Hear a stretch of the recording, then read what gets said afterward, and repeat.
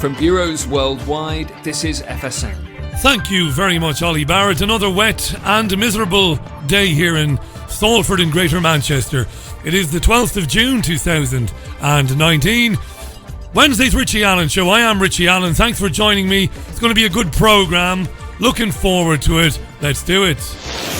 Asking the questions mainstream journalists will never ask. This is your Richie Allen Show on richieallen.co.uk, Fab Radio 2 in Manchester, and triggerwarning.tv. It's the Richie Allen Show, broadcasting live on richieallen.co.uk and multiple platforms around the world.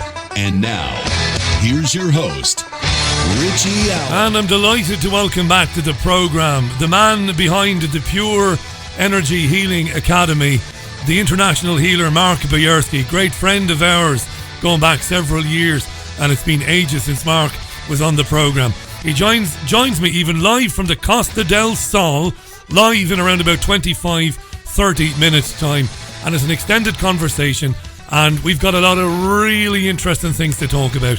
Mark Bajerski is the guest today, and I know you're excited about that. Tweet the programme, it's at Richie Allen Show, and if there's something you'd like to put to Mark, you can do it through Twitter. Tell me and I'll ask him as we go along. So Mark Bajerski this hour, and indeed until the end of the programme.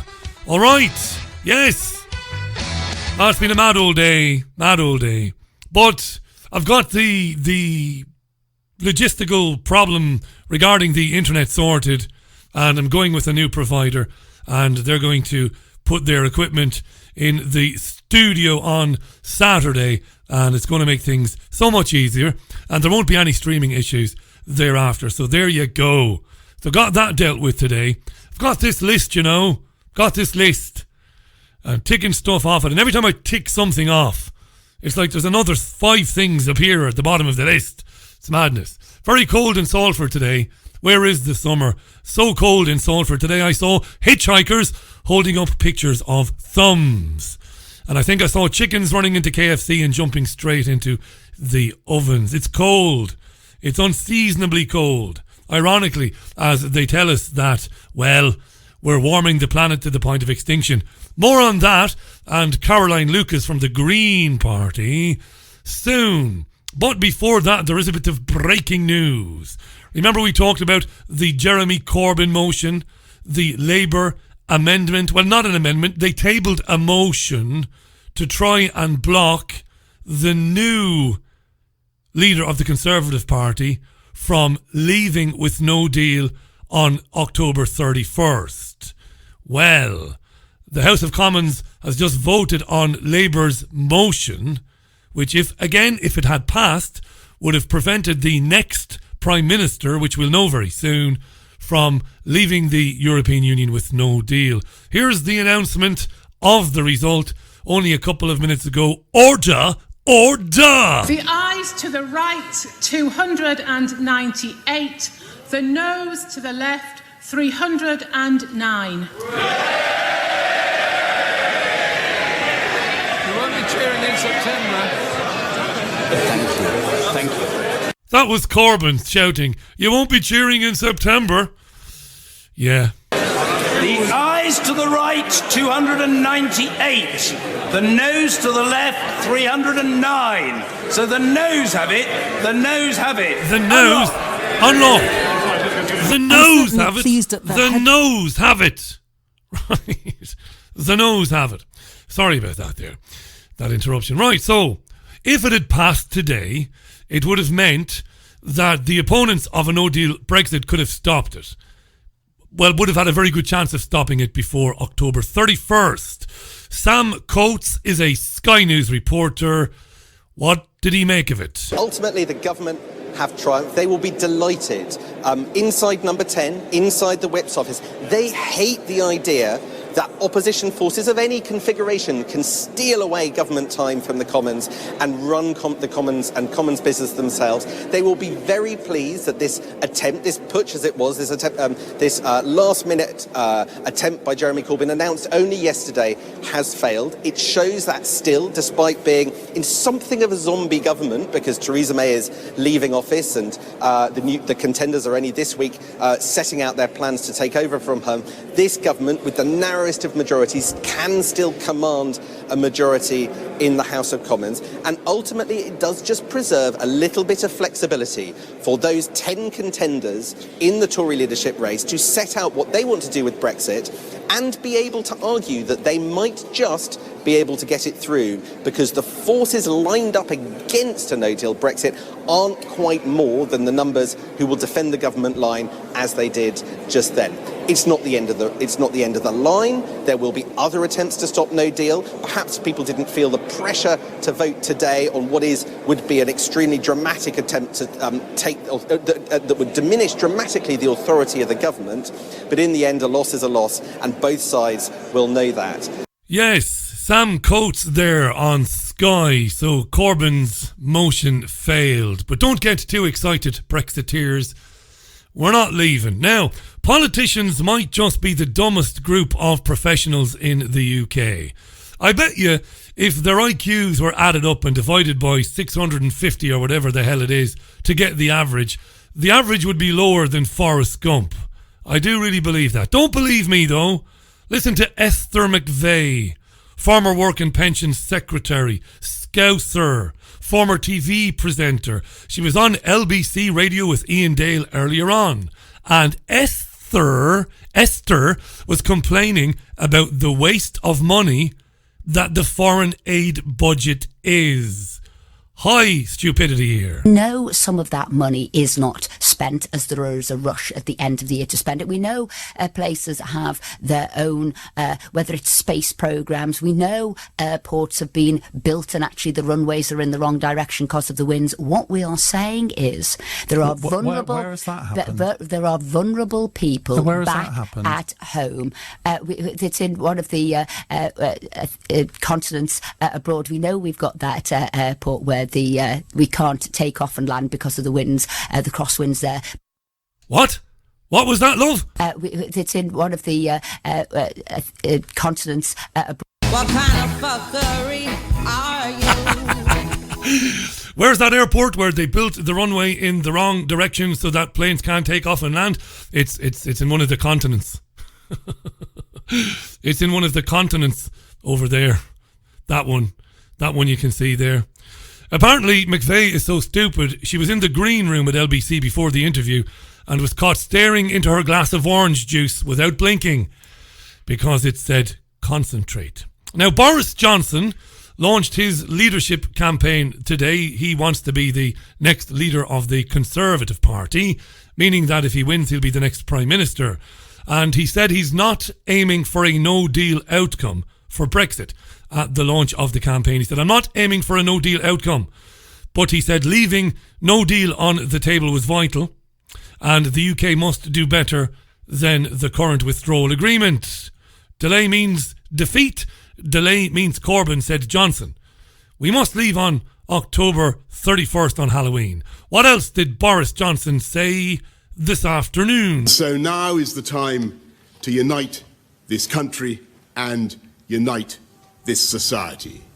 And we cannot begin that task until we have delivered on the primary request of the people, the big thing that they asked us to do. After 3 years and 2 missed deadlines, we must leave the EU on October the 31st. Yeah.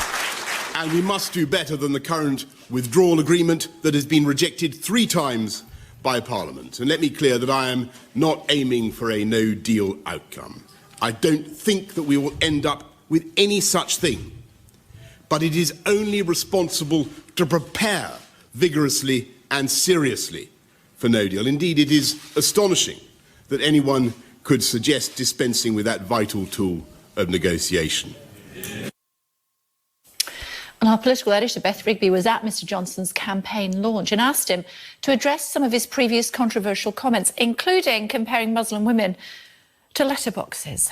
You hear the disapproving side there from Kay.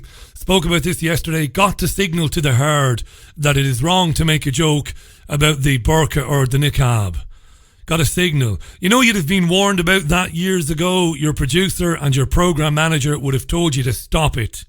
Do not editorialise. Not for you to judge whether Johnson's comments about letterboxes are okay or not okay or bad or good. But, you know, the long observed rules of broadcasting and objectivity, well, they disappeared some years ago. Anyway, Bojo, what about the letterboxes quip? Occasionally some plaster comes off the ceiling as a result of a phrase I may have used, or indeed as a result of the way that phrase has been wrenched out of context and interpreted by those who wish, for reasons of their own, to caricature my views. What was that about the roof? Occasionally some plaster comes off the ceiling as a result of a phrase I may have used, or indeed as a result of the way that phrase has been wrenched out of context and interpreted by those who wish, for reasons of their own, to caricature my views. Right, so he said he's a straight talker. But I think it is vital that we as politicians remember that one of the reasons why the public feels alienated now from us all as a breed, politicians, is because too often they feel we are muffling and veiling our language, if I might put it that way. Not speaking as we find, covering everything up in bureaucratic platitudes, when what they want to hear is what we genuinely think. And if sometimes in the course of trying to get across what I genuinely think, I use phrases and language that have caused offence, of course I'm sorry for the offence that I have caused, but I will continue to speak as directly as I can, because that is what I think the British public want to hear. Yeah. So he's a straight talker. I don't think Johnson is worried about the female Muslim vote among the Tory membership. I don't think he's going to be brought down in the contest by members of the Conservative Party who happen to be female Muslims. Here's a very big story. The time is exactly 15 minutes past the hour. This is the Richie Allen Show. I am live on Fab Radio 2 in Manchester. Triggerwarning.tv. My website, of course, richieallen.co.uk, and Tune In Radio. Big story. Greenhouse gas emissions in the UK will be cut to almost zero by 2050 under the terms of a new government plan to tackle climate change. Theresa May said reducing pollution would also benefit public health and cut NHS costs. So the BBC reports that Britain is the first major nation to propose the target, and it's been widely praised by green groups. Green groups love it. Green groups. Just to reiterate, the UK will enshrine in law that greenhouse gas emissions will be cut to almost zero by 2050, right? Some people are saying, a real Fox News turn of phrase, some people say, according to the BBC, that it's too late to protect the climate. Some people say we're dead anyway. So I don't know why we just don't have a party and forget about it and just be blissfully unaware and wait for the big tidal wave to wash us off the planet. Some say it's too late, but others say to cut emissions to zero by 2050 is impossible. Green Party woman Caroline Lucas was on Radio 4 this morning and was pressed on this monumental bollocks by stalwart John Humphrey. Are you happy, Caroline Lucas, says John, with this news? Caroline seemed wound up by something. I'm certainly pleased at the headline. I think the devil is in the detail and there are some real concerns. For example, the Committee on Climate Change recommended that the government should make this effort entirely domestically. In other words, these emissions need to come down in the UK. What else could it do? Well, what they could do, and what the government has said it would prefer to do, and so it's not going to follow the advice, is essentially to pay for what's called international credits, international offsets. It essentially means that you pay poorer countries to plant lots of trees, let's say, to save us reducing our emissions. And we will not do that. No, we will do that. That is unfortunately what the government has said it will do against the advice of the Commission. I see what you mean. Right. So that's the first thing that they're doing, which is unfortunate to say the least. Secondly, they've also built into this a 5-year assessment moment. So rather than giving business the real confidence that business needs in order to be able to go forward and invest in the green economy, they're saying that after 5 years they're going to see whether anyone else is following us. Anyone else as in the world, do you mean? Exactly, whether other countries are doing the same thing. And you know what? If the government wants to claim that it's showing climate leadership, that isn't about dithering at the door, constantly looking over your shoulder as to whether or not anyone else is following you. It's actually setting a trajectory, giving business the confidence it needs, and demonstrating that there's a real commitment to this way forward. On the other hand, you can sort of see the point in a way, because after all, we make up only 1% of global emissions, etc. If nobody else is doing anything effectively, what's the point in us doing it? Yeah, that's a good question. Nobody else is doing anything, and that's because there is, I think, a general understanding that this is bollocks. So nobody else is doing anything. Why should we do it? Well, Caroline? Well, there are 2 points. We make up more than 1%, certainly if you well, that's the figure that's... No, you don't. Exactly, Humphrey.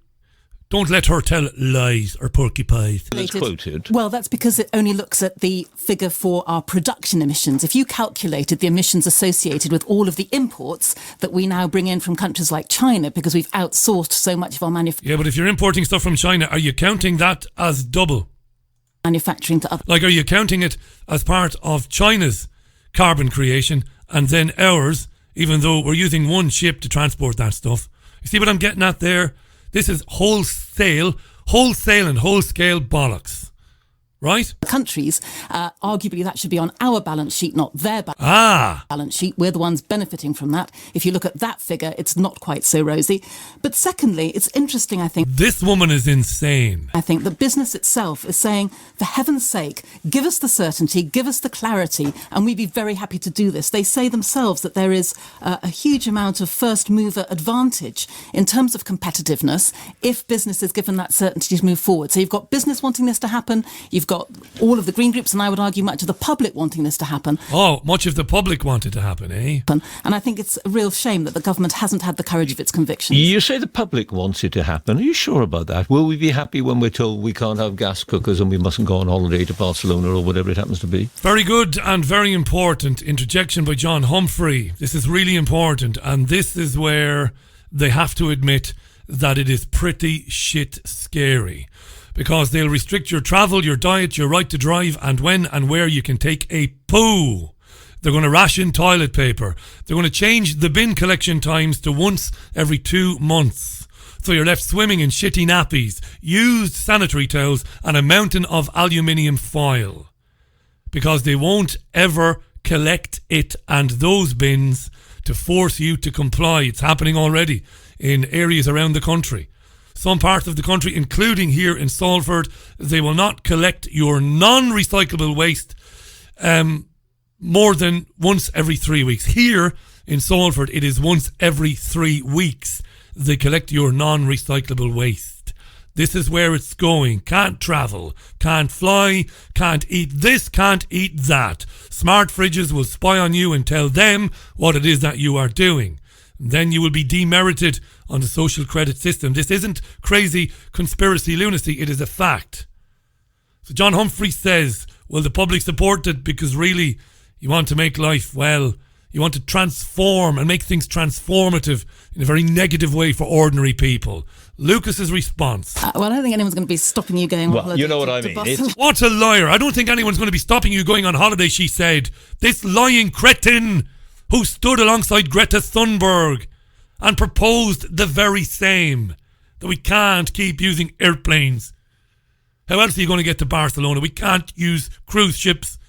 Massive amount of pollution and carbon creation. She's lying. I wish the BBC wasn't the BBC and Humphrey had more time with her to totally take her to the cleaners. That we are going to be asked, told maybe, to change our way of life. Yes. And the great thing about that is there's nothing fucking great at all about it. Is that it's about a higher quality of life. And I think there is... What? A higher quality of life when you're told what you can eat, where you can go, where you can't go, what you can't drive, what you can say. Oh, you didn't think of that one, did you?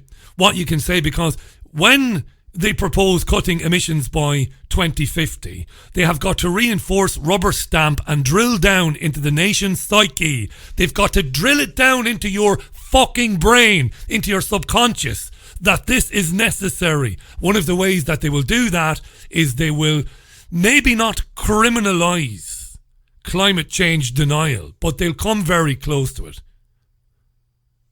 Madness this is.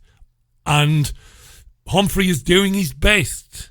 Every evidence that people would love to see a government really taking action to clean up our air, to clean up our oceans, to sort out the plastic in our seas. You know, you don't need to look far to see She's a fishwife, isn't she? To see the huge public appetite for that now. And so I think that this is a real potential win-win if only the government would really grasp this agenda and not just legislate for something, frankly, that is so far ahead, 2050, that the people legislating for it... Every film you ever saw... Blade Runner, all of them, every film made in the 1980s that looked into the 2020s and 2030s always projected that particular period in the future as being an awful time for human beings. Do you think they knew something? I've been thinking today of all the films I saw in the 80s, all the sci-fi, and they never predicted. Maybe it was predictive programming. Maybe they were programming us to accept that this was going to happen. Maybe there's something in that. It's going to be horrendous.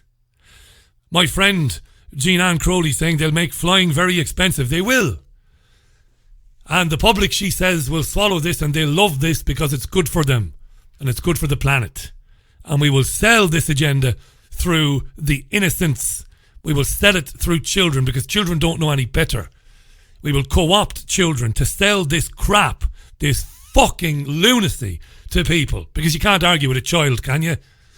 You know, when a child comes to you and says, it's my future you're ruining, please stop driving, please stop going on holidays, please. Don't eat red meat, whatever you do. And please stop driving. Let's just put cars on the road that are electric and that are autonomous. Because it's good for the planet. This is how they're doing it.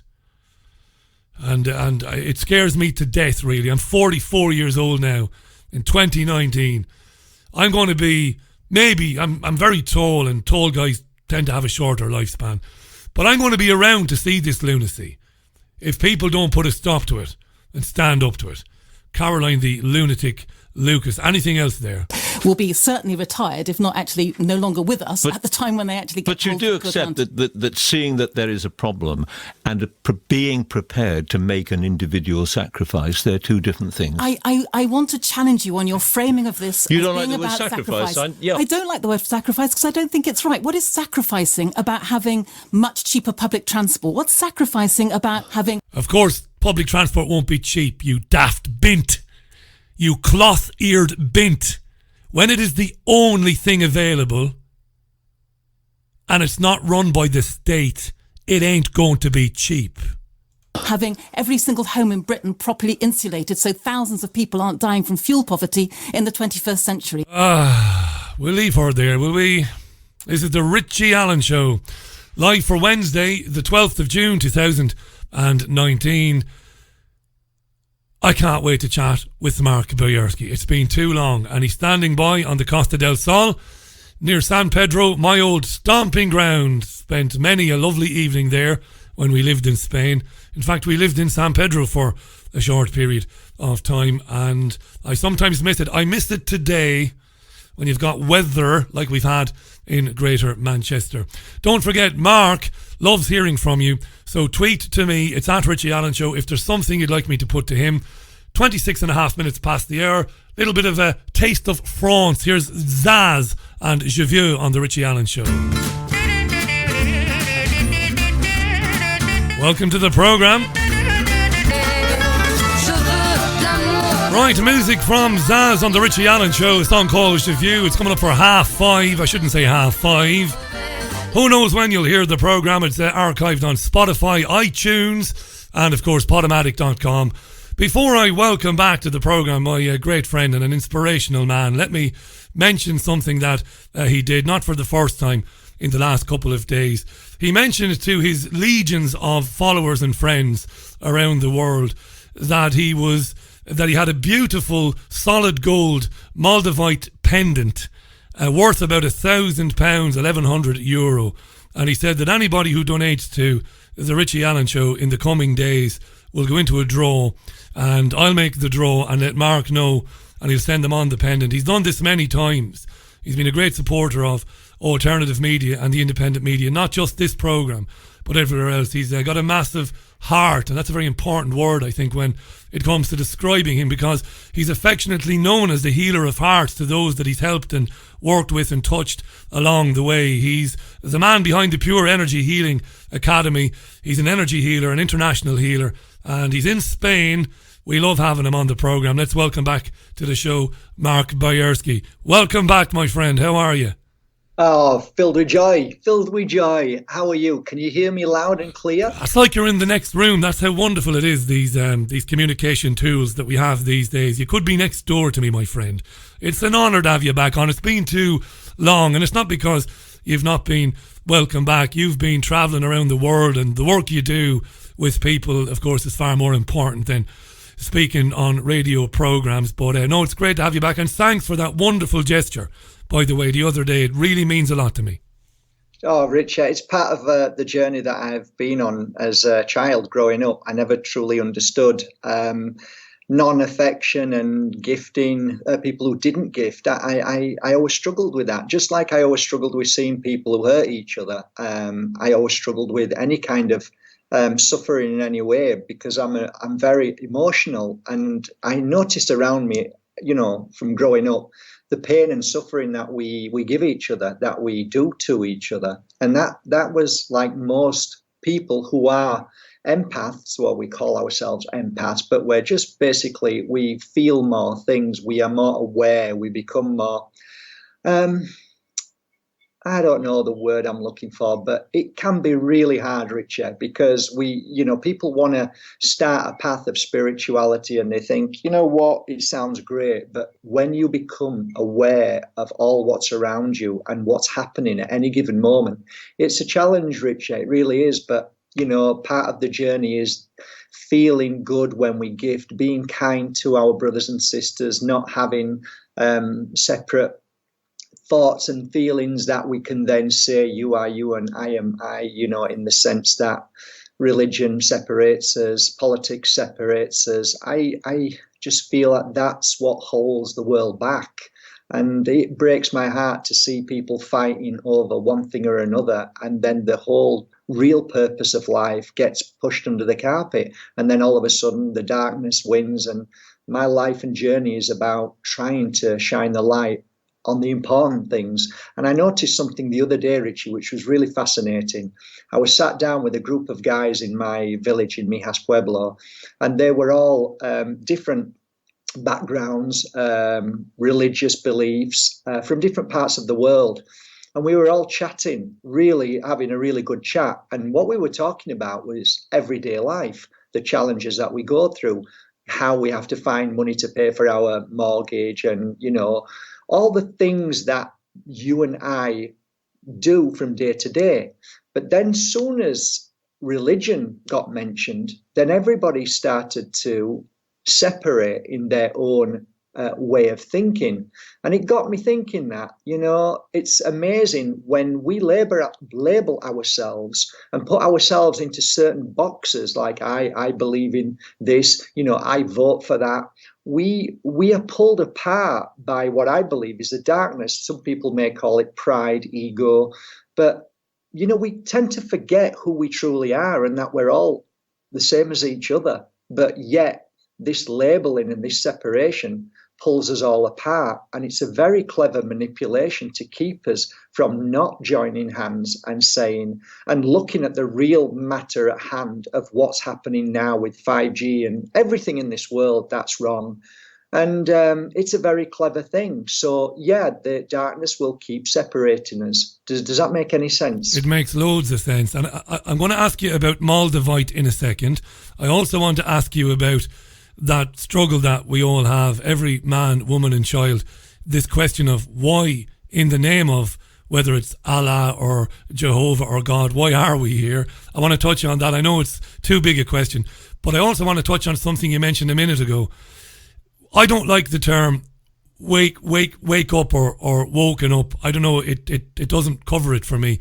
What I think is happening on a day-to-day basis, more often now maybe than previously, a little bit of information, maybe on the news or something, will make people think again about what's happening in the world and why. And that becomes a difficult place for people. I think you and I talked about this before, and you just kind of briefly touched on it a minute ago.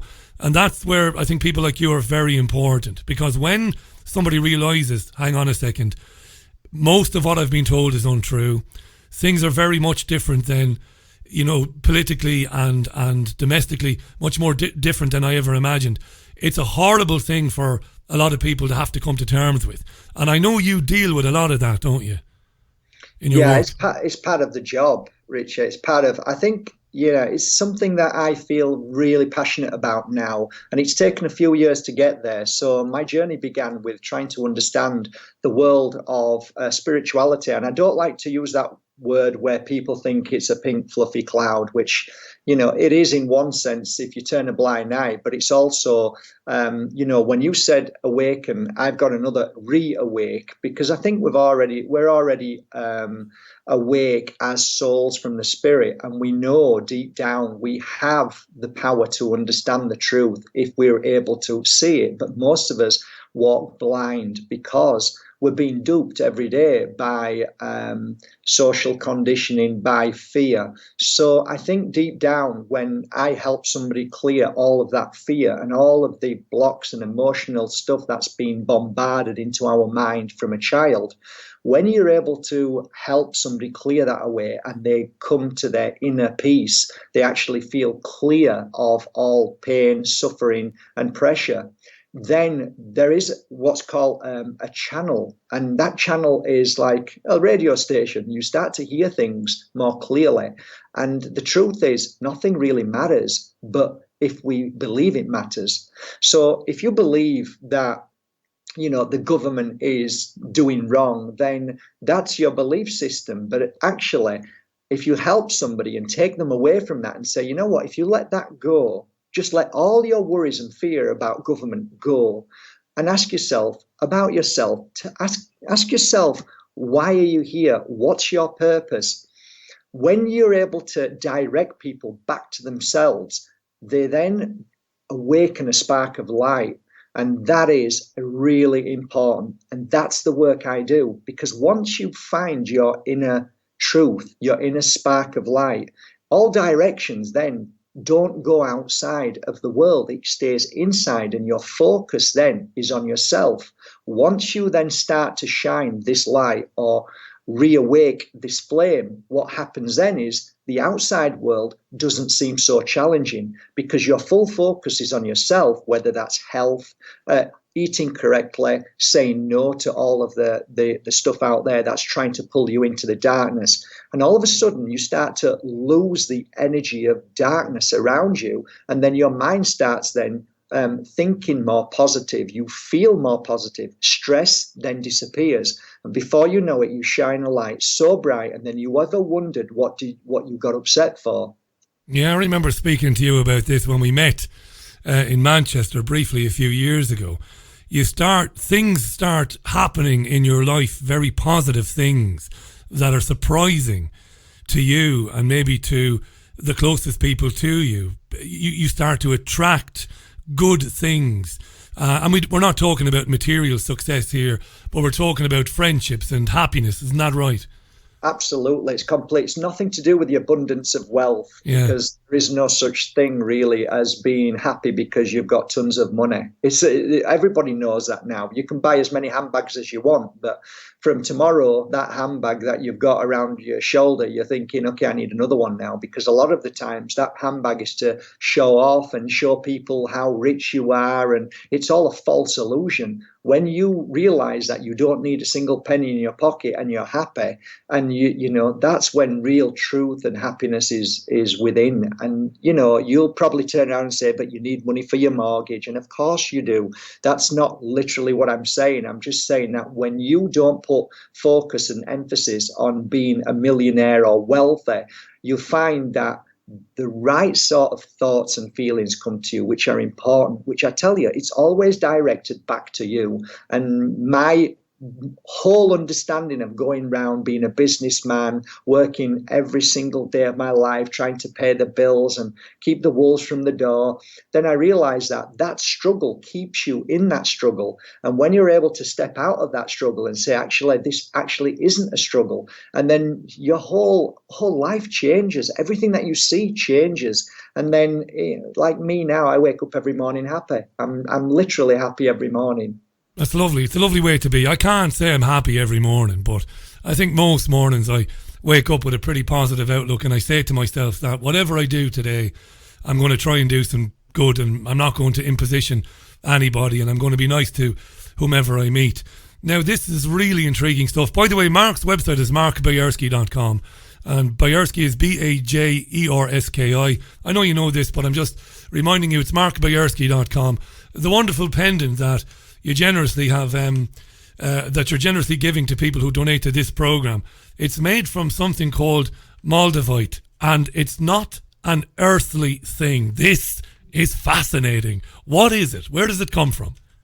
Well, that's the $1 million question, Rich. And I'm writing a book. I've been writing it now for many years, and it's going to be called The Power of Moldavite. We're very close to publishing, but the problem with publishing a book that this crystal changes in many different ways, and what I'm learning from this crystal from my clients and from wearing it and picking different types of Moldavites up every week, I'm realizing that I think it's a never-ending book, because the crystal itself is so unique and fascinating. So apparently I'm not really into the science of it, but they say around 15 million years ago this crystal fell from the sky because it's a meteorite. But like many meteorites, which end up being a kind of glass, because when they come down to the earth, they kind of fire themselves into a glass. This particular one, for some strange reason, has a very unique energy. And I don't really want to go into the detail of where I believe it comes from, because I want to save that for the book. But suffice to say, when I first had a piece of Moldavite placed in my hands, it was about 2.5 grams. And it was gifted to me by my first mentor. When I touched it, Richard, and I'd handled many crystals before that, but when I touched this crystal, she was fascinated and waiting to see how I reacted.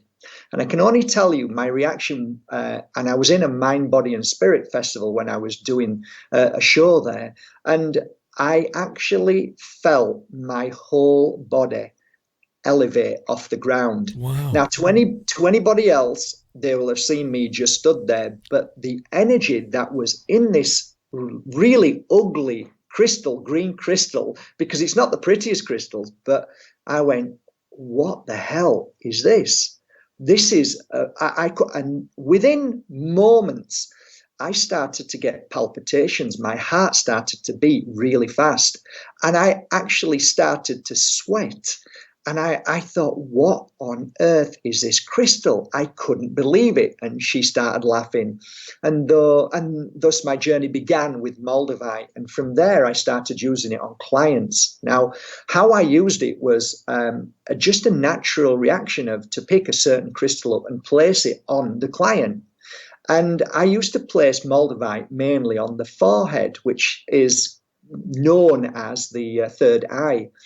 And strangely enough, after many years, there was a pattern with Moldavite that I noticed, which was fascinating.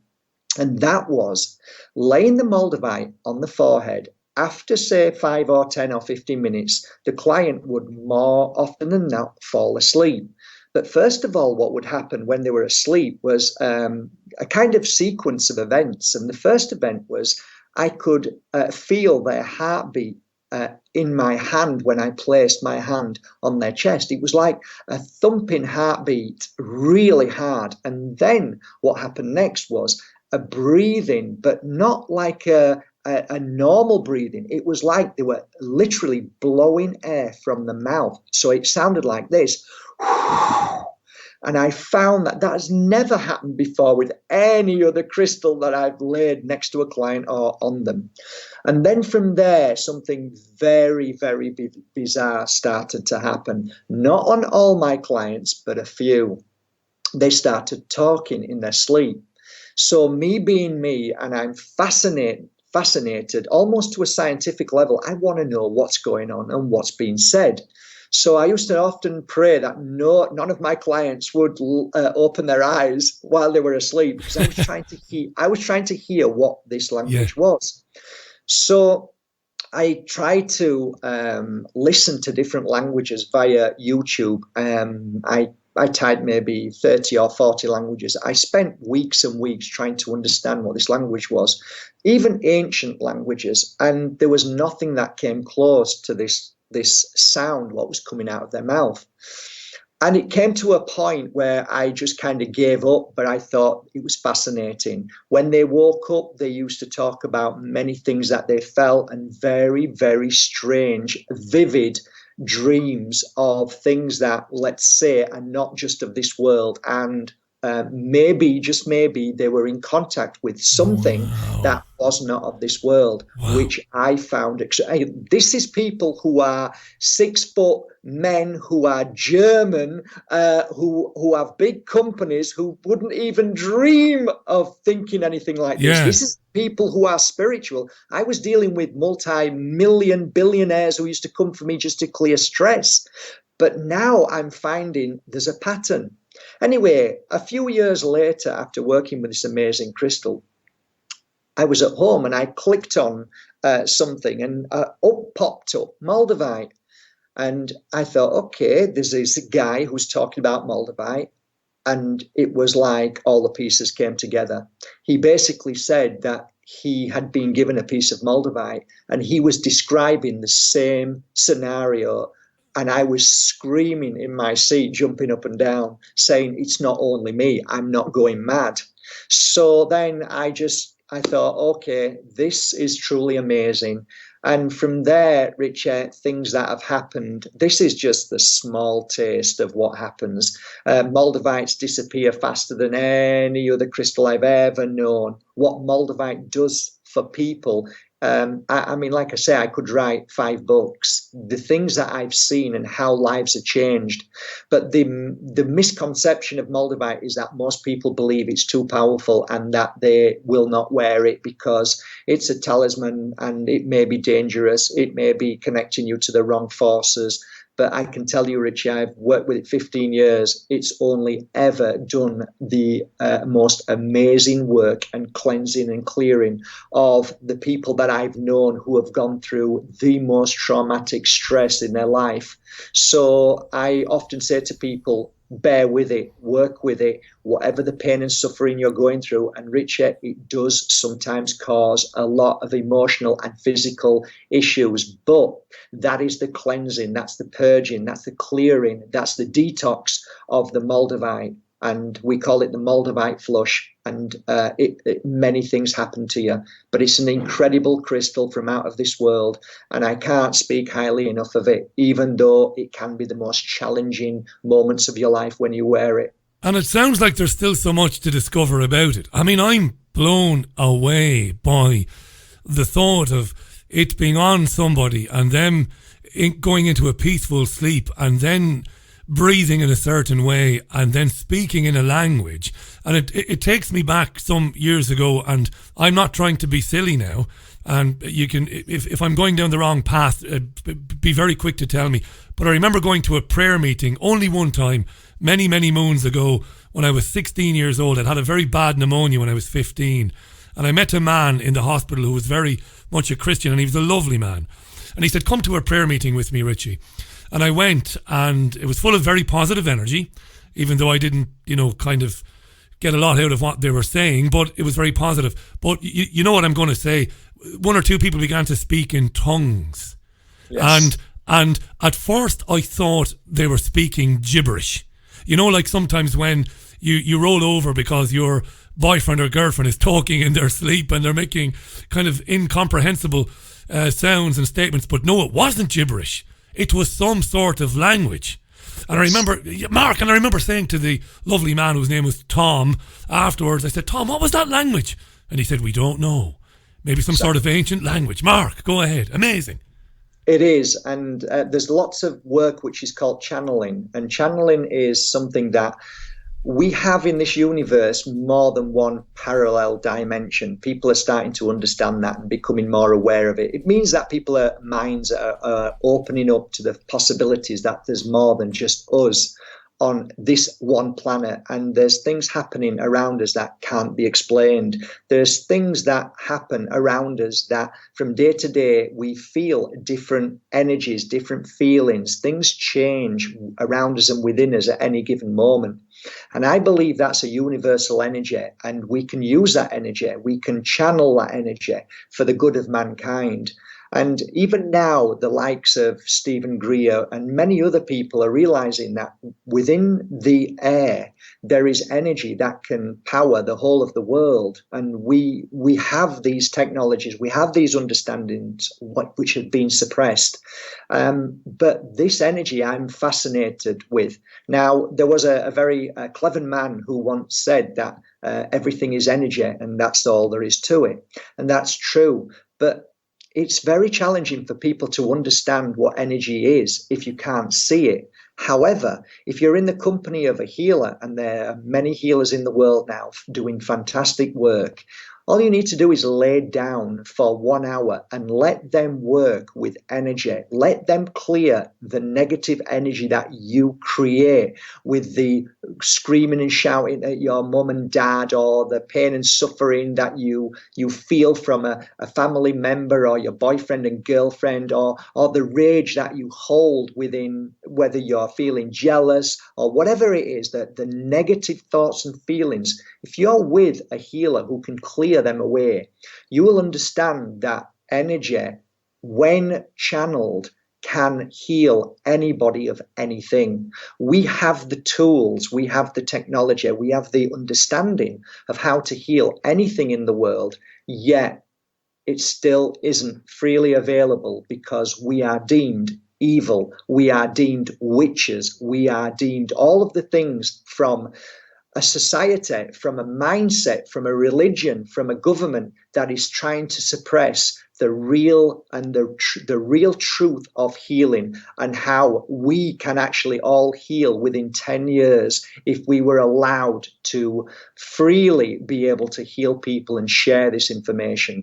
But unfortunately, Richie, we are getting more and more suppressed, and it's becoming like George Orwell, 1984. Everything, as you can see, they're trying to stop all of us from shining a light. And they once did this many years ago.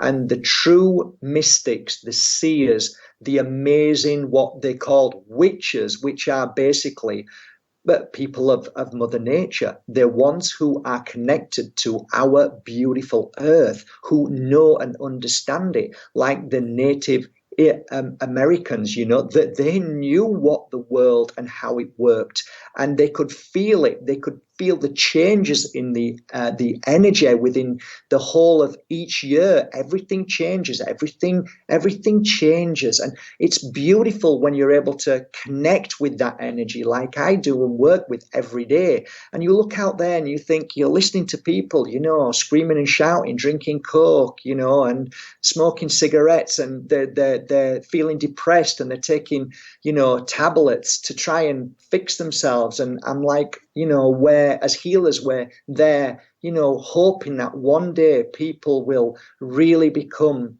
more aware of what's important, and rather than turning to a system that we believe that can help us well, all that does is suppresses all the pain and the suffering and the illness to what really needs to be resolved, which is the root cause of what we're feeling because of our emotions, which then turn into physical issues. So we are awakening, Richie. It's becoming a beautiful world, and there's more and more people understanding this. So it's a beautiful time, Richard. I'm sorry I might sound a bit negative, but not at all. You've never been negative. No, God, no, you've never been negative. Mark Bajerski.com. Mark is going to be with me until the end of the programme. Check him out if you haven't before. I endorse nobody on this programme. I never have done. I've only ever reserved it for Mark Bajerski because people who've listened to this programme have gone to the Pure Energy Healing Academy. I didn't know anything about it, and then came back to me. They were named, they revealed themselves, and waxed lyrical about the changes they made in their lives and the help they received from Mark. You talked about cigarettes and Coca-Cola and alcohol. I wasn't aware until I began speaking with people like you, because I didn't consider it. These things have energy of their own. Everything has energy, and that's negative energy interacting with your positive energy, which makes no sense whatsoever. It's like putting milk and, oil together, or oil and water together. It just doesn't work.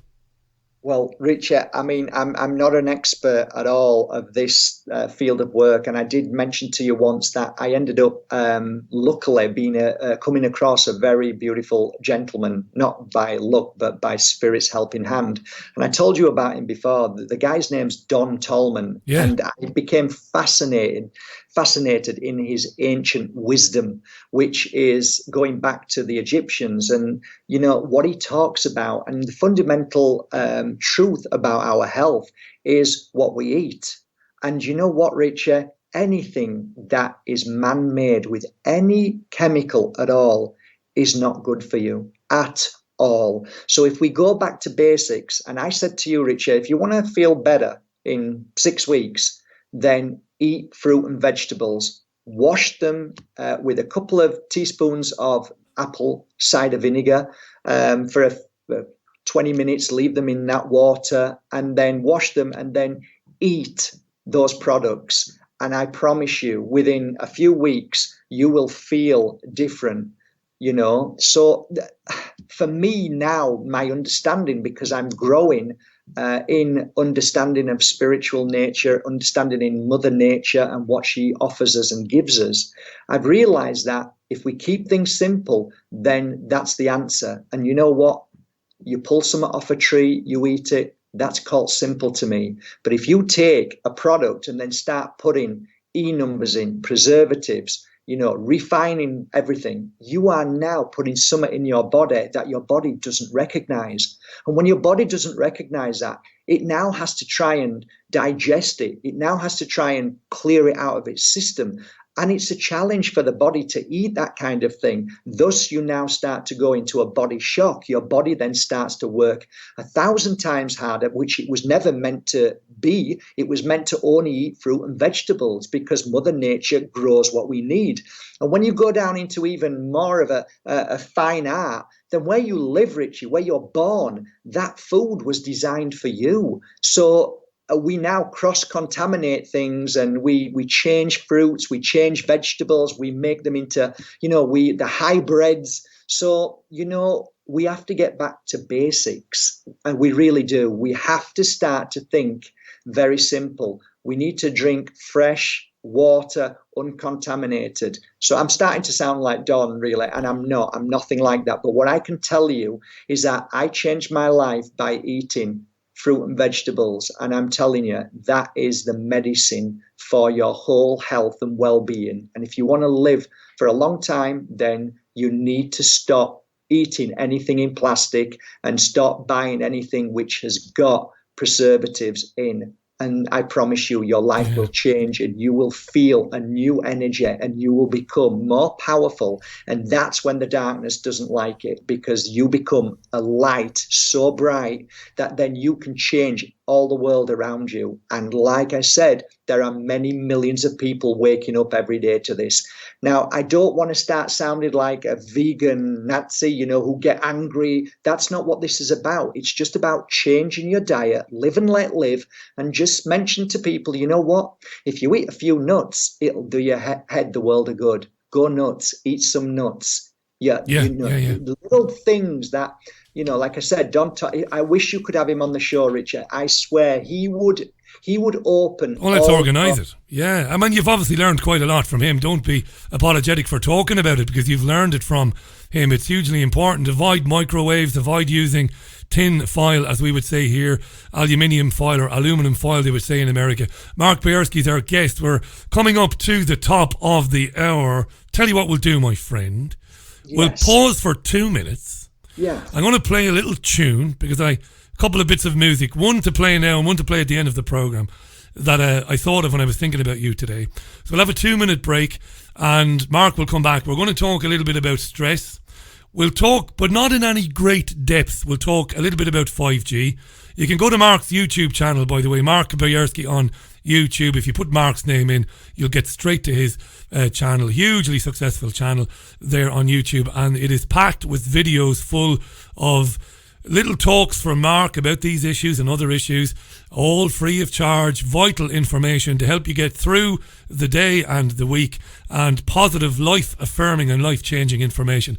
I love it. So, a little bit of Cat Stevens for Mark Bajerski. Go to markbajerski.com. We'll be back in 2 minutes, and I'll read some of your tweets then, and then we'll talk about stress and about other things as well. The great Mark Bajerski on the Richie Allen Show for Wednesday, June 12th, 2019. This is beautiful. This back with Mark after Cat Stevens and Peace Train. It's at Richie Allen Show on Twitter. Wednesday show, you're very welcome to it. Just after 6 it is. Yeah, the beautiful Cat Stevens and Peace Train on the Richie Allen Show. It's 3 minutes past the hour. Going live on Fab Radio 2, out on Fab Radio, triggerwarning.tv, my own website, TuneIn Radio, and the programme is archived on Spotify, iTunes and Podomatic. My guest, and he's with me till the end of the programme, is an old friend, Mark Bajerski, amazing guy. The Moldavite crystal, Moldavite we talked about earlier on. Mark has said that anybody who donates to the programme in the next few days, we'll say till Friday, we'll say, will be in with a chance of winning a Moldavite crystal which is embossed in solid gold in a pendant, and its worth even is around €1,100, £1,000. That's a lovely thing. Mark can be found at markbajerski.com. He's an international healer, and he's an author as well. His books are terrific. His books are roundly and soundly endorsed by my other half, Caroline, who loved reading Mark's book about his life, his beginnings. You can find him at markbajerski.com, as I said, and he's the man behind the Pure Energy Healing Academy. Love a bit of Cat Stevens there, Mark. You can't beat it, can you? It's beautiful, isn't it? Music as well. Talk to me about music, especially music that's made with love, that speaks about love and change and peace and happiness. It's got to have some subconscious or subliminal effect on us. It must do. Well, every single tone that comes out of your mouth, Richie, has energy attached to it. I find it fascinating because music is vibration. And this tone that you give, you can either give love or you can give anger. And some people talk about the hertz and all that, and I'm not really into that, but I do know that I have quite a lot of singing bowls here and different types of beautiful sounds that help people, and it vibrates them to a certain level, which is a wave that then crashes through and kills or clears, or what we say, gets rid of blocks within the whole body energy.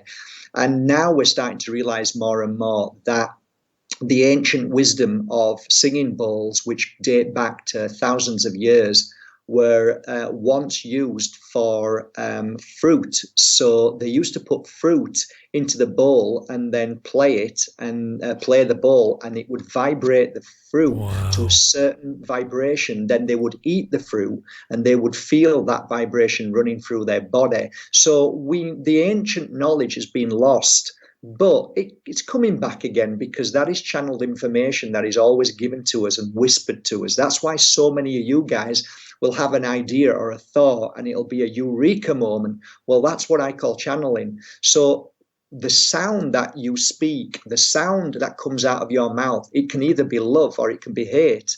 So everything that you do, all your actions, all your words are extremely important to your well-being. So you can have two choices in life. You can either go around looking at people, being jealous, being angry, being sad, being violent, just being judgmental, opinionated, or you can go around and look for the good in people and say the nicest things and see the positive within everything. And by doing that, you change your whole body. And from doing that, you then live in a peaceful and healthy body, and then you feel stronger, and you don't need medication, you don't need cigarettes, you don't need alcohol, you don't need addiction, because you are then balanced. And so it's a beautiful path, and music is extremely important for us all. You know that. If you're feeling bad, anybody knows, you put a nice piece of music on and it changes your thought process. It changes your whole being, and you become lighter and you feel better. So yes, it's vibration, and it's just a different form of vibration.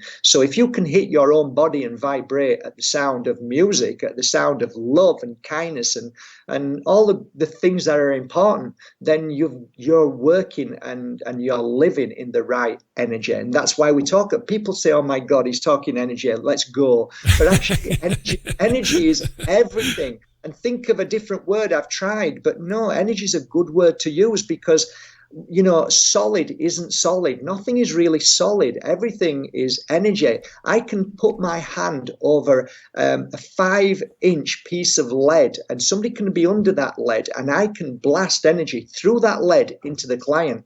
So nothing is actually really there. Everything is energy, and you can change anything. So a lot of people, you see, one of the things that I find fascinating, what I learn over the years of working with people with bad, heavy, difficult, and really life-changing illnesses, is that the ones who survived are the ones who believed that the illness wasn't them. The illness was something that was passing through. So most people believe they are the illness. Well, if you believe you are the illness that you've got, then you've got it, and it's not going anywhere. I've never considered that. That's really interesting now. That's never occurred to me. But we don't hold on to nothing is ours. We can move and shift and change things in a moment. So when I've got, this was fascinating, only a few months ago, I met a lovely lady called Leila Satie, and she said, why are you saying you've got flu coming? You haven't got flu coming. Don't say that. And then I went, oh, you're right. And then it was gone, Richie. Because as soon as you feel your body getting weak because of the low immune system, you confirm to your body that you're becoming weak. But if you snap out and say, actually, there's nothing wrong with me, I guarantee you, if you say it enough times and you let that feeling go of being poorly, you'll be healthy again. And there is something in it, Richard. I agree with you. Because you're saying, Mark, you're saying if you believe it, if you believe that it's not going to affect me, and you really believe that, I think you're on the ball there. I think you've hit the nail on the head. Right, Richard, that is the answer to cure. Now, think about this logically. I have met people, and I know of people who have had illness and they were going to die. Over the 15 years, I know lots of people who've said they were going to die. And they then did it's like the Camino de Santiago. You go on this spiritual walk, and it's not going to the Camino. You're going to Lourdes, or you're going to Fatima, or you're going to, I don't know, whoever, guru or wherever. They go there. They believe that much that the doctors say it's gone. Now, why is that, Richard? Is it because of the guru? Is it because of the Lords? No, it's because you have connected to something within you, and it is a belief system, and it is that belief that once you truly believe in something, doesn't matter what it is, that is going to heal you, and once you really grasp that, then your body heals. But if you take away that and say to yourself, I am going to heal myself, you're going to say, no, I can't do that. So most people will heal when they believe a healer can heal them, when actually the healer only plays a part, a little part. A true healer knows this. They play only a little part to help somebody heal, but the true healer is their belief in themselves. People call it placebo, right?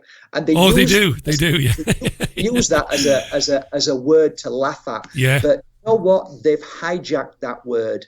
Placebo is the most powerful healing tool that you have. If you believe in whatever it is that will heal you, you will heal yourself. And that's the truth, Richard. I have studied the art of healing, and I know people, I can feel it instantly when somebody is going to move into the light and when somebody's going to beat it. And the ones who always beat it are the ones who damn right say, I'm going to beat this, which isn't me. And once you do that, you separate yourself from that illness and you can break free from it. So it just passes you by. We've had a load of tweets. Let me read a few tweets. Couple of special women, special to me and special to you. Jean Ann Crowley says, hello from Cleggan in the west of Ireland. And Patricia Braunschweiler, who went to visit you in Mihas and said that it was a hugely transformative experience for her. Her life has been so much better since then. That's genuine and a ringing endorsement there. I want to say hi to Cry Freedom Radio as well. Check out at Cry Freedom Radio on Twitter, who says Mark is right, the power of our minds, and this is why people who get told they have cancer do ultimately give up. Cry Freedom Radio is asking about water fasting. We might come back to that there because there's been plenty of tweets. John Parsons asks, has Mark heard of the singing cedars of Russia? I'm a joiner, says John. I know John, by the way. John is not a million miles away from me in Salford, and I wear a piece as a pendant. A piece of the singing cedar. I think it makes me calmer, but often I wonder if it's a placebo. But Mark has just answered that with respect to the placebo. Natalie says mind over matter. 100% Mark is right. David tweets, we are a frequency of energy, we choose how to vibrate. Hubertes says the first law of thermodynamics, energy cannot be created nor destroyed. Susan asks about Reiki. What does Mark think of that? Chris Morell says nuts, whole hazelnuts, and I think Chris is saying those are good, but then chocolate companies take them and they cover them in chocolate, thereby screwing them up. And Andrew Bell says, sorry for, I've got to read all these out, they'll kill me otherwise. Andrew Bell says, energy healers like Mark sorted my back after years of pain, changed my life forever, says Andrew. Lovely comments coming in there. So I don't know where you want to go. But Susan asked about Reiki, and then Cry Freedom Radio asked about fasting from water, I think. Well, I mean, if you would kindly, I'm only saying this out of the love of my heart and knowing that there are true people in this world who actually speak the truth and practice the truth. So I would say one more time, I am not an expert of that. And I would ask you, please, if you ever get a chance, try to get Don Tolman on, and he is the expert. He's the one who's been talking about this for 50 odd years, and it is fascinating. So I do believe in water fasting 100%, but I am not an expert. So I'd like to go to Reiki, though. That's an interesting subject, if I may. Of course, yeah. The question from Susan, Reiki, what do you think? I believe that if your belief in Reiki is powerful, then you are the power. I've often said to people and shared this with people, there is a cross over in the corner of my room, which belonged to my mother, who was a devout Catholic. And I've kept this cross. It's a set of rosary beads, okay? And I bring this cross out and I share it with the people who come here and say, if there was a vampire at the corner of this room now, and you've got this cross in your hand and you're holding it to the vampire, and you can see him cowering, screaming and burning. The reason why that cross is so powerful is not the cross, it's you. It's your belief in the cross. So whatever the image, where whatever the symbolism of a cross or whatever, if you believe in something strong enough, you have the power to protect, to heal, to cleanse, to clear. So when we talk about Reiki and all the other pranic healing, all the other healing techniques, they all come from one place, and it's the place of believing in what you're doing. And the power that we all have as brothers and sisters, mothers, children. I've often said it, Richard, if a child falls, what's the first thing you do? You go and rub their knees and you give them love, you give them healing. It is a natural instinct. And when you start working with energy, you start to see it a little bit. And the more you start to see it and the more you work with it, you start to see when you're sat down, wherever you are, that energy, it kind of goes from one person to another. And then I started realizing, wow, when people say, oh, I'd never go for a healing session with them, they're filled with bad energy. Well, that's not really that's not really how it works. You see, if I'm a healer and I'm 100% strong, fit, happy and well, both mind, body and spirit, and I am vibrating at a high vibration, if some client comes to me and lies down and they're vibrating at, say, a level of 5 and I'm vibrating at 100%, then a natural reaction occurs. And that is that whatever I'm channeling, whatever I feel, whatever my energy is, it's going to instinctively and naturally give that person healing. So when you give somebody a cuddle, if you're feeling strong, you're going to give your energy to the person next to you and you're going to make them feel better. And they'll say, I needed that cuddle. Yeah. And however, I've often seen many healers who can't even walk properly because they're ill, because they haven't cleansed themselves. They haven't cleared the negative energy and they're feeling bad. And I look and watch them healing somebody and I can see the person lying down is giving them the energy healing and they're getting paid for doing the healing. The opposite, yeah. So I actually don't believe that anybody who's a healer, they can only do basically two things. They can heal somebody or they don't do anything at all. So the other person will give them healing. So as we go back to Reiki, it's an interesting subject because people talk about the on-off with the hands and the symbolism. All of those things are just guides. They're there to give you confidence to believe in something that you don't know what you're doing. So now you feel comfortable with it and now it works. But actually, guys, you don't need any of those things. You need nothing. What you need to know is that you are the most powerful vessel for the energy that's around you that will pass through you into your client without the thought or feeling or the necessary need to look towards any kind of ways or practices. So the Pure Energy Healing Academy, what we tend to do is when we have Reiki masters, scientists, psychologists, we unlearn them. So then they become a pure vessel without thought at all. Once you clear thought away, you become open because it's the thought of anything that stops this energy from pouring through. So you become an empty vessel to allow the energy to pour through you. And that's the struggle for a lot of people. They believe or they've been taught that they need to learn certain practices, A, B, C, 1, 2, 3. This is how you do it or else it doesn't work. When in truth, that's not true at all, Richie. You can heal within a few hours if you're in the right environment and somebody allows you to be who you're meant to be. And we are all healers, Richie. I remember you saying that to me before, yeah, when we first spoke about every one of us having the innate, maybe forgotten ability to, first of all, heal ourselves and then to heal others around us by very nature of that kind of understanding. I want to just mention the website again, markbajerski.com, and I want to keep an eye on the tweets as well. Chris wanted to know, could you speak a little bit more about the placebo effect, because that's really important, because you will only ever hear about it as an absence of an active ingredient, not a real effect, which is mad. You explained that very well, actually. He's answered it. There's your answer. He already knows the answer. The answer is really simple. We use something to ridicule it. We use When something's so powerful and we know it works, we will ridicule it, we will hijack it, and we will turn it inside out, back to front, and the wrong way around.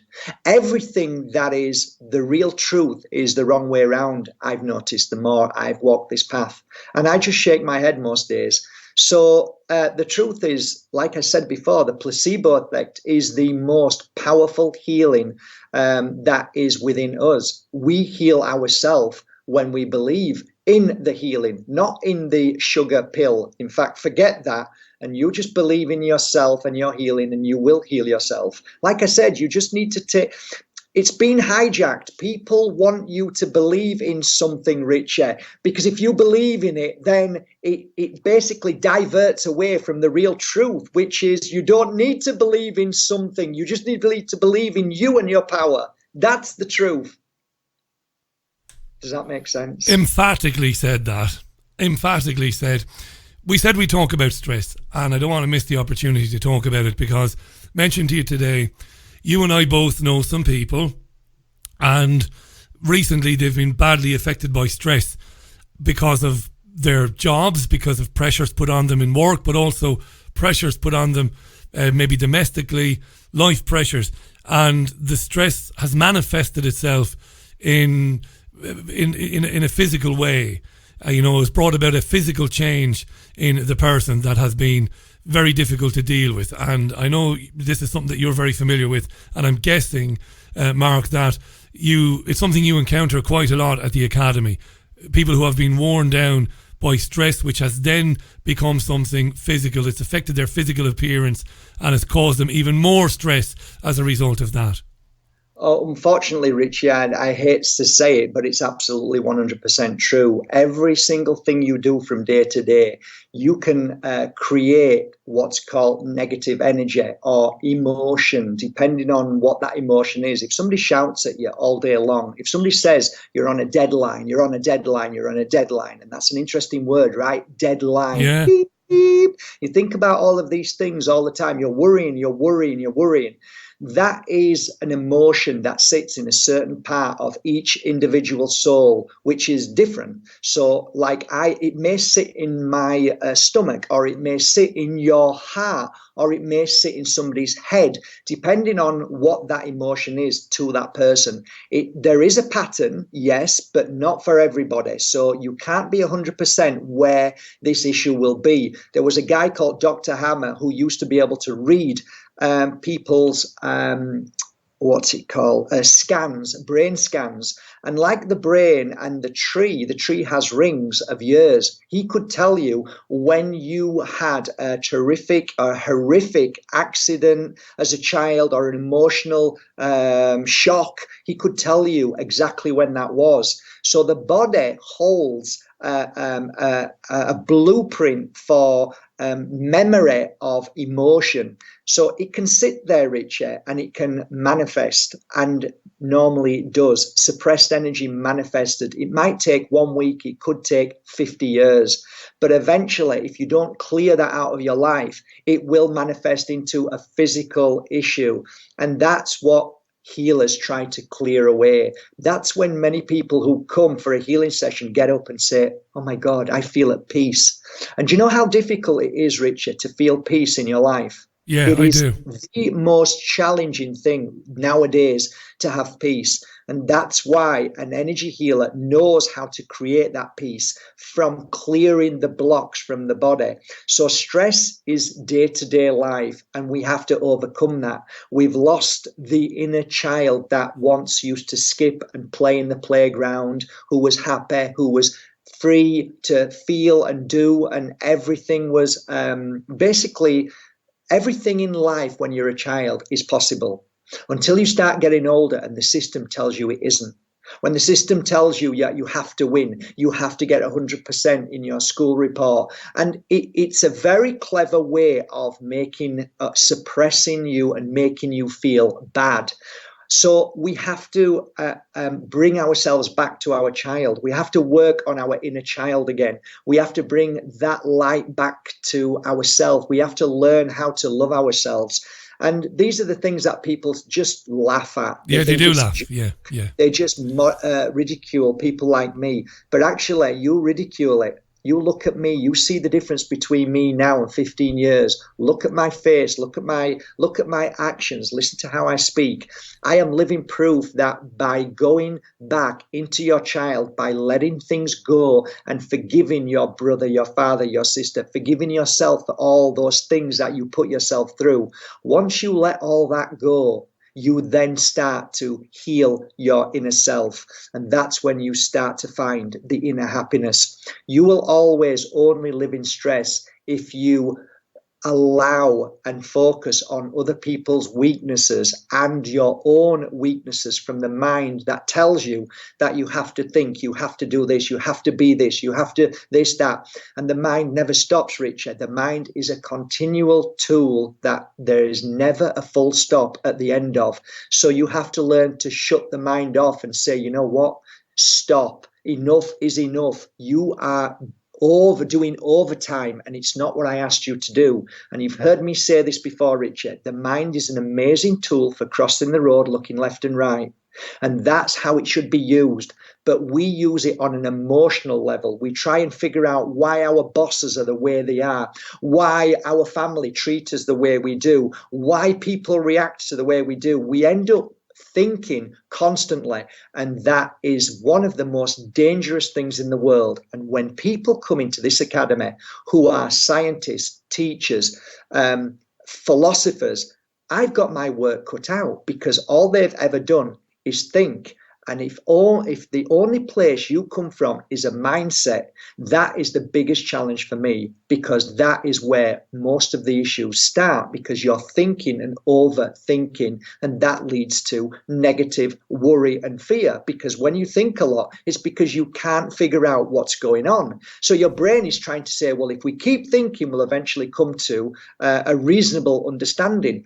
But sometimes there isn't, because it's not your issue. It's somebody else's issue. So you have to be aware about how much effort and wasted energy you put into certain things that actually are just an illusion and a waste of your time. Mark Bajerski is our guest. It's markbajerski.com. Look, I used to be the sort of person that would have ridiculed you. I wasn't rude. You know, I wouldn't have been throwing insults at you or trying to marginalise you. I would have never done that, but privately I would have said, you know, this guy is in cloud cuckoo land. But I remember some years ago, thank God I grew up, you know, but I remember some years ago seeing an episode of The Simpsons, and there was a healer came to town, and The Simpsons, of course, is made by Fox, so they're not going to portray healers in a very good light. And I remember the healer said something to Bart Simpson. The healer said, when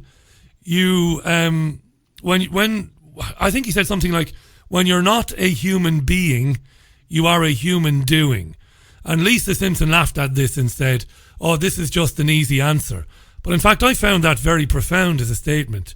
When you're not a human being, you are a human doing. And I found that very profound. It made a lot of sense to me what the character was saying. And I want to ask you this, and I'm putting you on the spot just a little bit. What you're saying about clearing your mind, I think it's very important, and I've tried to practice that as a way of dealing with my sleeplessness and insomnia, and it is working. It's paying some dividends. I've heard you say this before. Is there a simple beginner's little, I don't know, I don't want to say trick, but is there something that you can say to people that can give them a start in helping them clear their mind, emptying their mind out, even when they're going to bed? Is there something you can say that might help them just empty their mind of everything?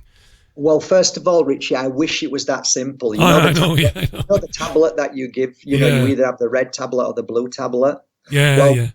Most people want a takeout and they want it fast. They want to know the answer. They want 3 steps and that's it. If not, then they're off and they're looking for it somewhere else. That is the nature of how we have become. We will go into a takeaway and ask how long it's going to take, and they'll say 5 minutes, and then we'll walk out 15 minutes to another place just to get it in 2 minutes. Do you understand that? I get exactly what the analogy is. You're absolutely right. So what I'm trying to say is that all we're doing is wasting our time looking for a quick fix. There is no such thing, because the body and what's around us at any given moment is a very, very technical and interesting subject. And one of the things that I tackle here at the Academy is energy and negative energy. So if you walk into, let's say, a big shopping centre, within 15 minutes, you'll feel heavy and you'll feel crap. You won't feel like, you feel exhausted, because the energy that people are giving off in that shopping centre is, well, have I got enough money for my credit card? I need to buy this to keep up with the Joneses. I need to do this. I need to do that. And there's a lot of stress in these places. So you pick up on that on your body energy, because your body is like a radiating energy that feels things. That's why when you walk into a room, you know instantly if it's a room full of nice people or if it's a room full of really nasty people who are angry. You can feel it, because that's called energy. Now, as healers, I have to say to them all, it's important to clear your energy. That's why going for a 40-minute walk a day is vital. That's why sitting in Mother Nature with your shoes and socks off on the ground is vital. These things sound crazy. Hug a tree sounds crazy. But actually, my friend, these are the things that heal you. Walk in Mother Nature. It will heal, not in concrete, in Mother Nature. And cleanse yourself with certain products. So my life has been working daily with energy and clearing negative energy and finding out ways that how the shamans looked after themselves. So I created certain spiritual and healing tools that help, like feathers. If you use a feather around your body, it clears negative energy away. If you use Palo Santo, it clears negative energy away. Certain oils that you use clear negative energy away. If you clear negative energy from your whole life force, what happens then is your body goes into a very, very light place. It doesn't have to then feel these energies, where your mind then starts to try and work out what's going on with you at that given moment. And it's as easy as having a salt bath.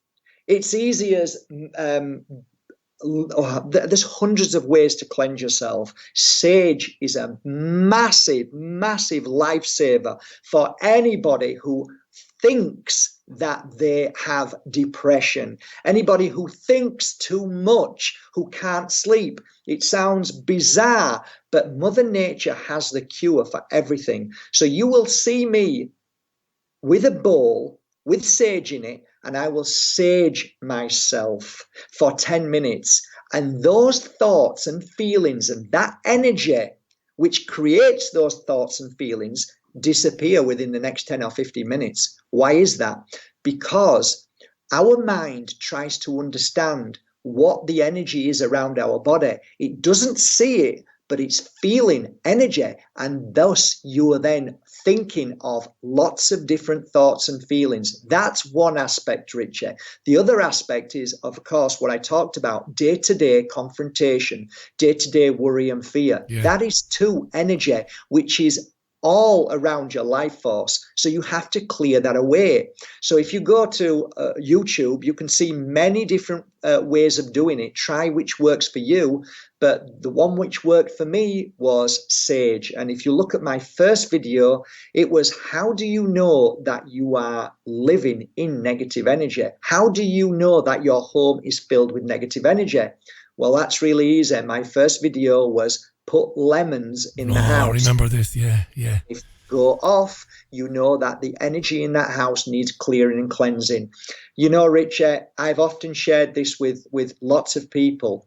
I can clear a house with sage, and the animals that won't come into the house will then start to come in.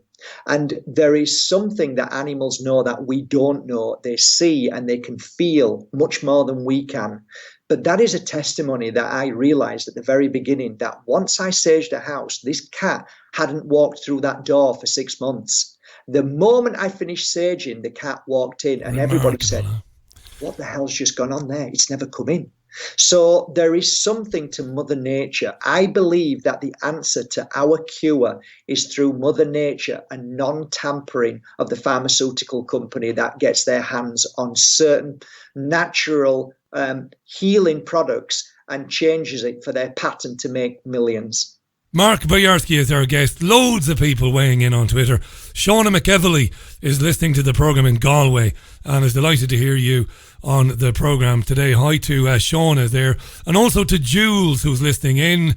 How you doing, Jules? Thanks for the nice words about Mark there and him being on the programme.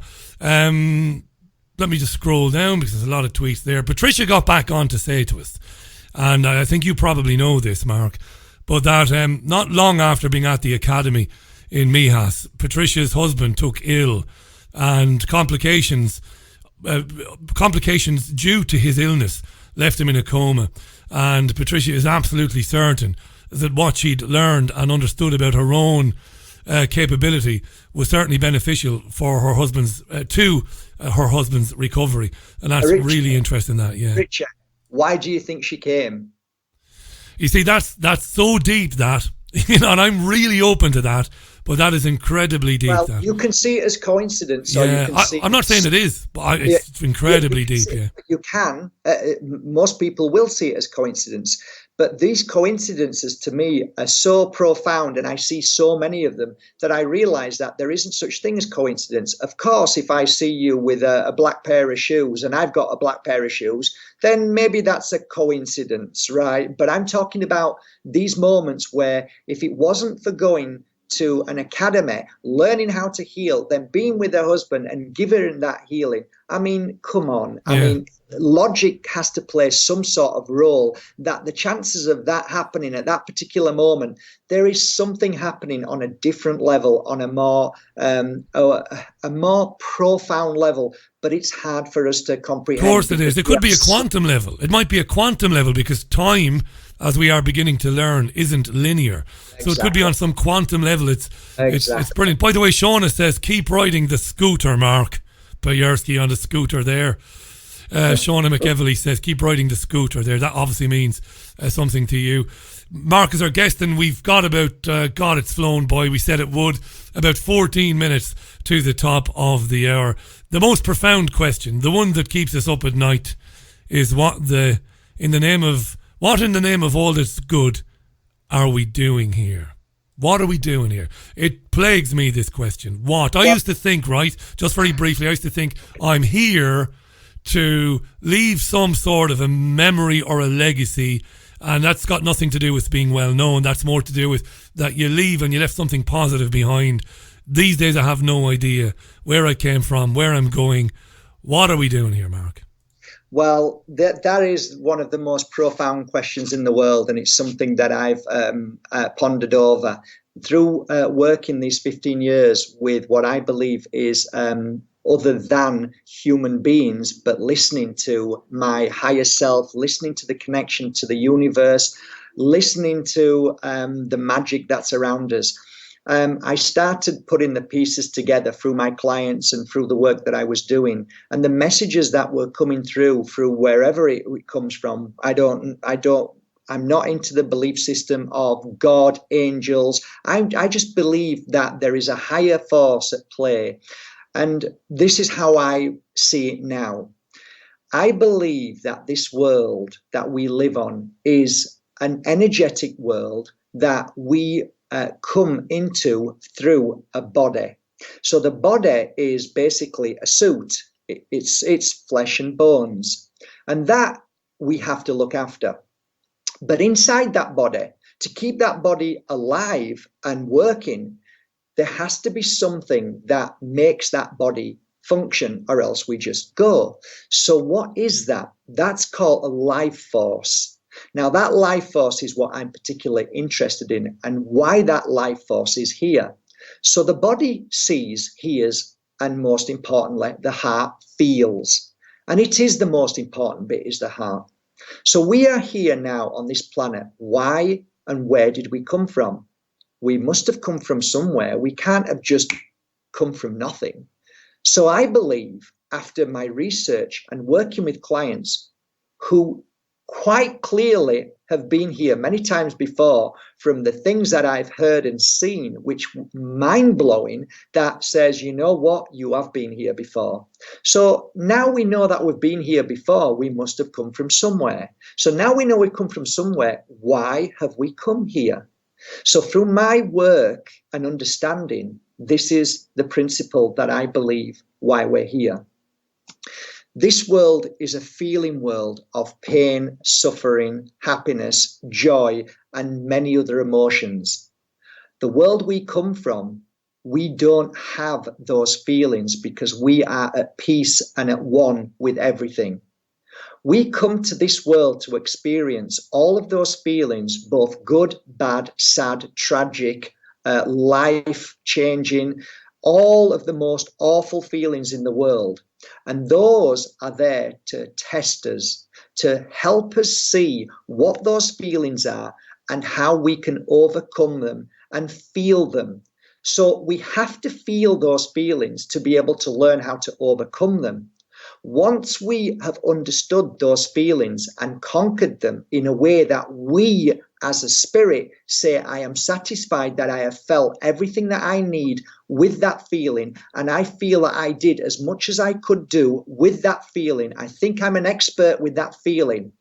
Then you don't need to experience that feeling or emotion or challenge ever again.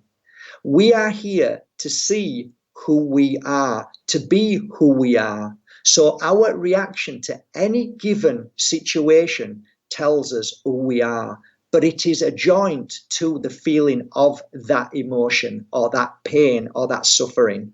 So not only do you get to feel it, but you get to understand it and figure out through your own choice how you are going to react.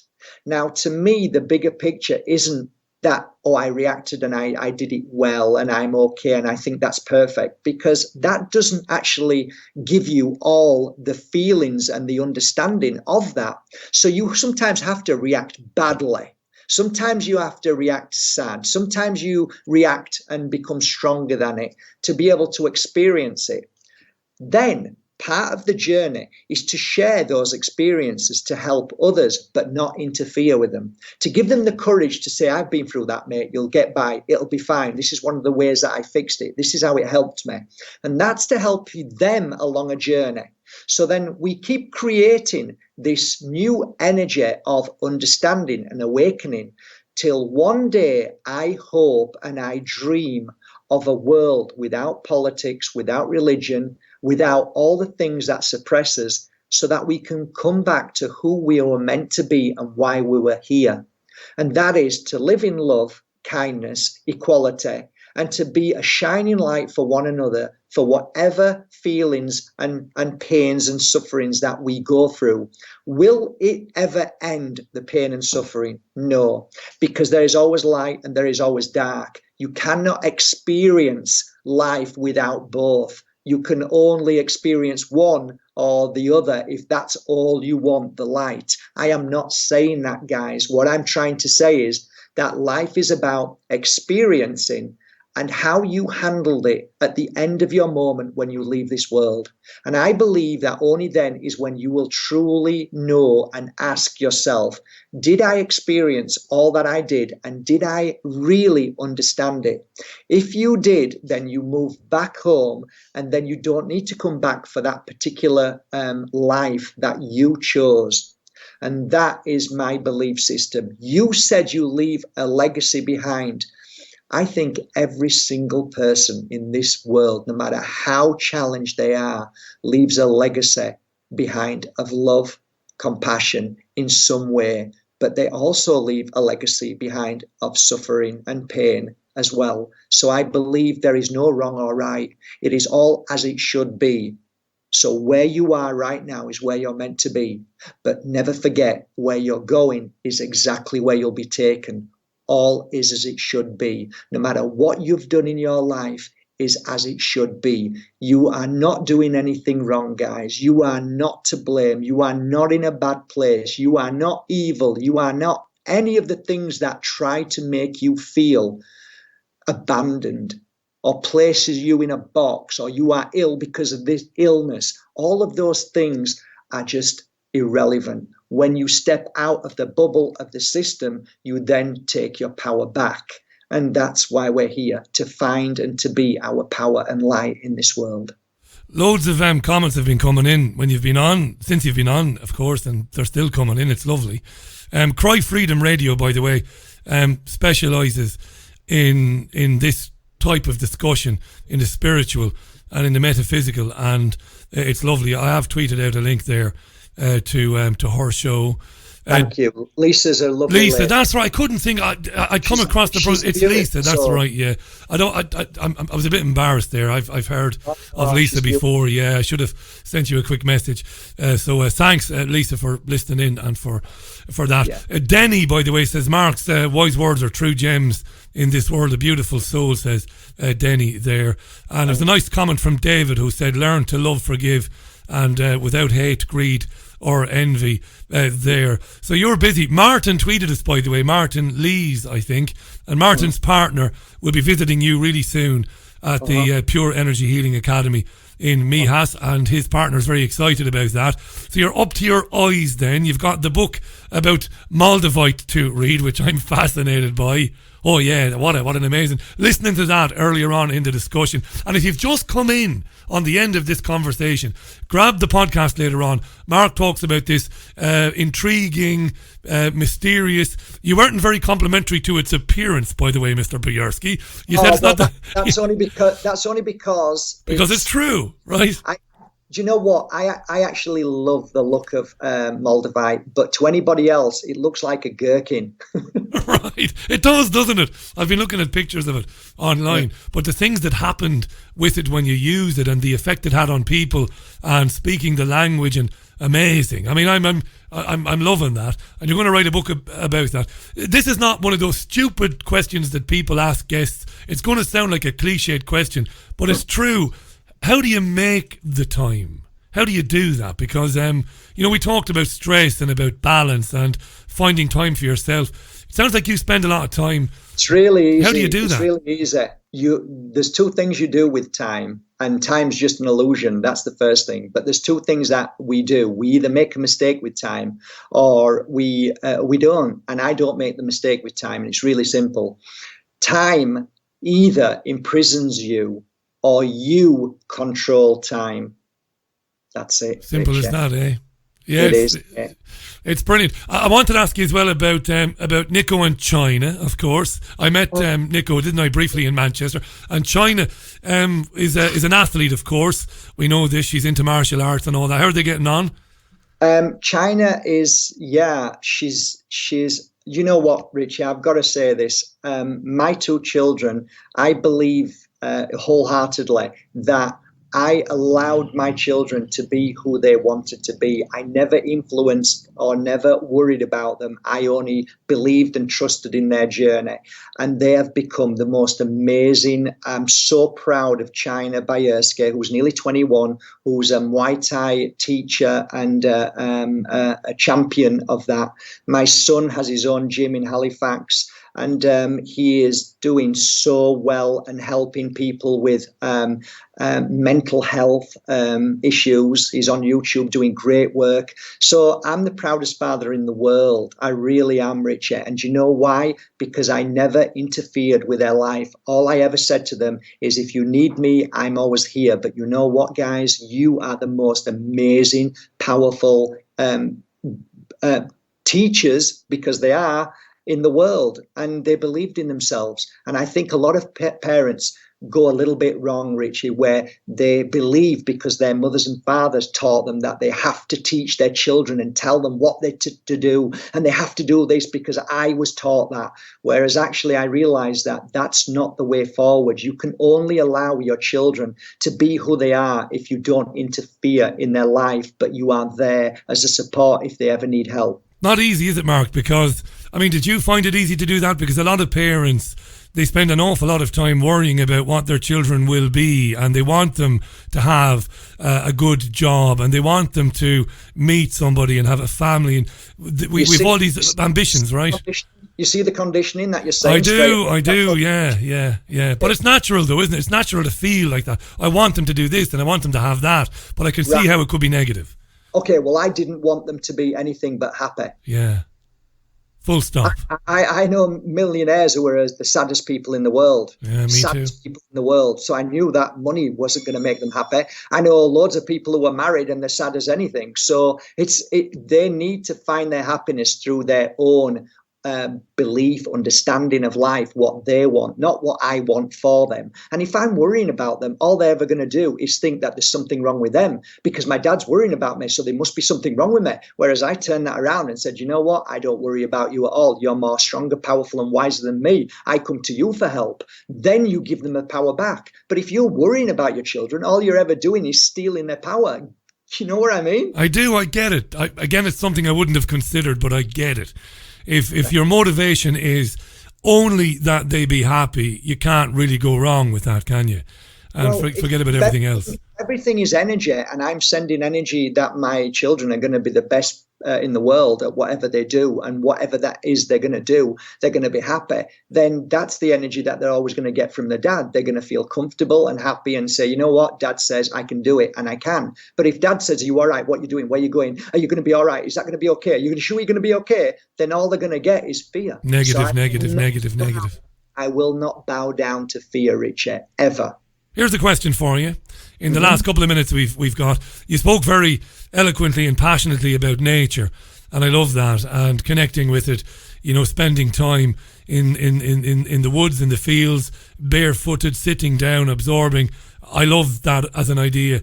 Do we also need to spend a bit more time with our senior companions on this journey? I'm talking about older folks who've lived, who've loved, who've learned, who failed and who triumphed, but we tend to be kind of moving away or distancing ourselves from older people. I've got a bit of a bone to pick with that one. It drives me mad. Am I on the right track? We need to spend more time with our more experienced friends. The problem is, Richard, that technology's taken over the younger generation, and all they see is the technology, and we are just idiots, and we don't know how to use a computer, and we don't know how to use a space bar and things like that. So we don't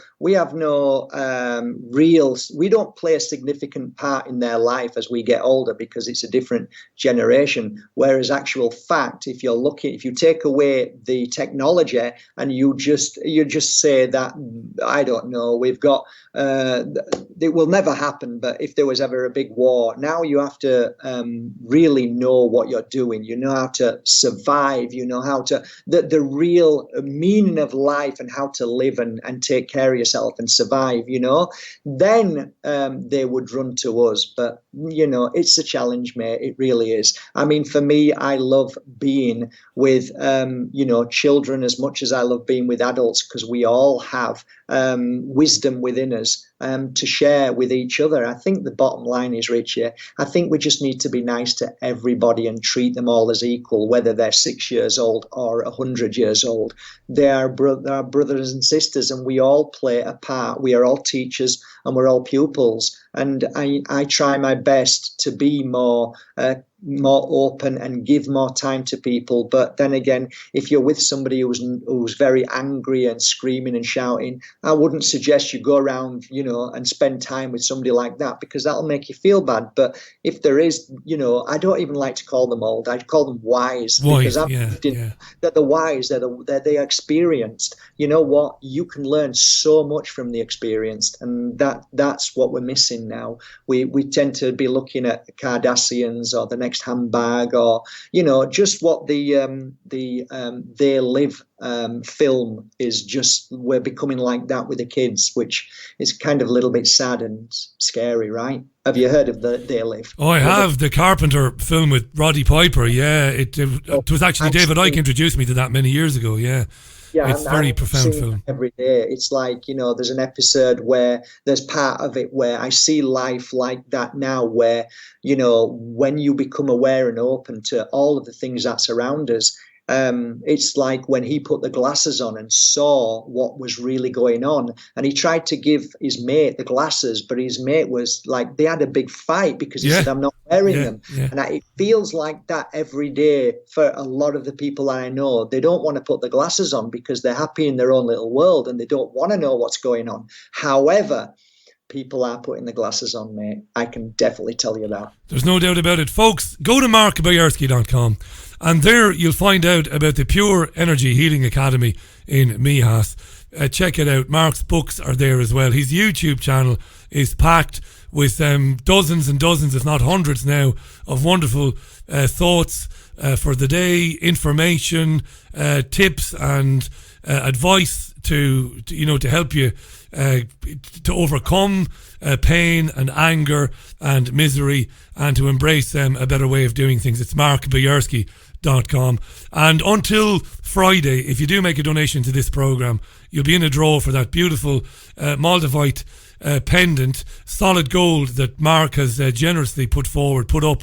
Not the first time he's done something like that. He's done it many times for this programme, and it's worth about €1,100. It's a wonderful thing. I'll let Mark know over the weekend. It'll all be done fairly. I'll take every single email address out and I will get Caroline, or I'll do it myself. I'll make a draw. I'll let Mark know who it is and they will receive that. markbajerski.com. Check him out. You're a breath of fresh air, mate. I really mean that. Don't leave it so long to come back. I really do mean that. Come back sooner rather than later. Love having you on, and it's great to know you. Thank you, Mark. Thank you. I just want to say that there's a lot of people who have sent me money as well because they couldn't get on to donate. There was a little bit of a problem. So I've got a heap of money coming your way to keep this show going, because this show is not only an independent show, but it's one of my favourite shows that I listen to, because you speak the truth and you share, and you're not frightened of saying you're wrong. There's no ego there, and you're passionate, and you get people on that would not particularly be able to speak like me, because I'm kind of spiritual, and all the other people that are suppressed. So we all have to work very hard towards helping people like you, Richard, stay on air and keep thriving to become the biggest kind of platform and to take over the likes of Facebook. So then we become the power than the Facebook, which is suppressing us. So that's what we need to do. My belief, my message to everybody is we can change this world tomorrow if we all come together and decide to take away the alphabet companies and Facebook, all of these companies, and start our own, and then create our own, which wouldn't be suppressed. And that's what I hope one day. That's why I always donate to you, Richard, with love. It's amazing that you said that, mate, and it humbles me. Thanks so much for doing that and for saying that. It means the world to me. markbajerski.com. Thanks, Mark. Come back real soon. Brilliant to have Mark on the programme. We're going to close out today's show with this from Eric Clapton. This has changed the world on your Richie Allen Show. I'll talk to you tomorrow. If I